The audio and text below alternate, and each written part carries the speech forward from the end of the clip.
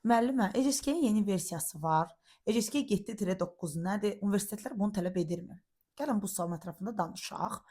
ECSK 2010-cu ilə qədər 1.0 versiyasını irəliləyirmək üçün, daha sadələşdirmək üçün ikinci versiyaya keçdilər. 2.0 versiyasına. Burada 6 səviyyə vardı və bizim indiyə qədər Bakıda verdiyimiz məhz bu versiya. Bəs ECSK 3.0 nədir? ECSK 3.0 2021-ci ildən bir sıra dünya ölkələrində istifadəyə qoyulmuş ECSK imtahanı versiyasıdır. Azərbaycanda varmı? Yox, hələ yoxdur. Bəs gözlənilirmi? Bilinmir hələ. Heç kəs konkret bir məlumat vermir bu haqda. Bəs universitetlər bunu tələb edirmi?